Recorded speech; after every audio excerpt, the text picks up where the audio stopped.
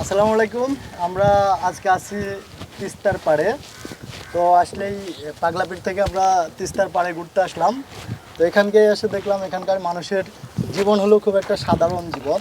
প্রত্যেকটা মানুষের জীবনে সাদামাটা, এবং এখানকার মানুষগুলো অনেক সরল সহজ। এটা বোঝার জন্য আমাকে বেশি দূর যেতে হয় নাই, কারণ আমার মাইক্রোফোনটাই আমি একটা ভ্যান গাড়িতে রেখে চলে আসছি, আর ভ্যান গাড়িওয়ালা চাচা এনে আমাকে দিয়ে গেল। তো এই যুগে এরকম মানুষ পাওয়াটা আসলেই খুব কঠিন। তো আজকে তিস্তার পাড়ে একজন চাচাকে পেলাম। চাচা, আপনার নামটা কি? আমার নাম মোহাম্মদ গফুর আলী। আচ্ছা, আপনার বাড়ি তো এখানে না চাচা? জি, আমার বাড়ি এখানেই। এখানেই। আপনি এখানে আপনার পেশায় কি এটাই? না, আমার পেশা হলো কনস্ট্রাকশন বিল্ডিংয়ের কাজ, রডের কাজ।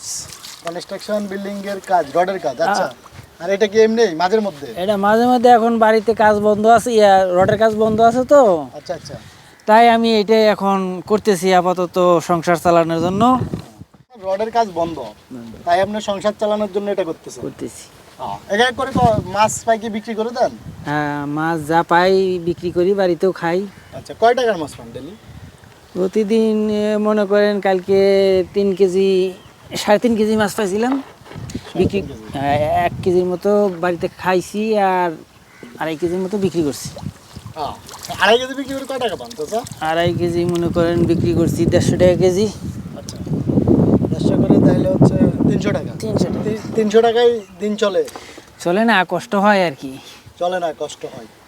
এখন বসে থাকার চেয়ে বেকার খাটা ভালো, আচ্ছা আচ্ছা। যাতে বসে না থাকা লাগে, এটাই করতেছি আর কি টুকটাক। তো আপনাদের এখানকার দৃশ্য প্রকৃতি অনেক সুন্দর, এখানকার মানুষ অনেক ভালো।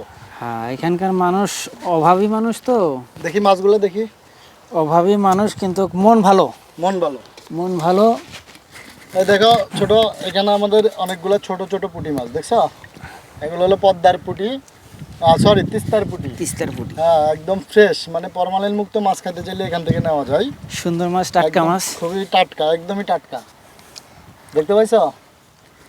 তো যাক চাচা, আপনার সাথে কথা বলে ভালো লাগলো। আসলে আপনার এলাকায় আসলাম, আপনাদের এলাকার কারোর সাথে কথা না বললে ভালো লাগতো না। একজন আচ্ছা পাইছি আপনাকে কথা বলার জন্য। ধন্যবাদ আমাদের সাথে কথা বলার জন্য। আচ্ছা, আসিয়েন, আরো আসিয়েন। হ্যাঁ, আসবো।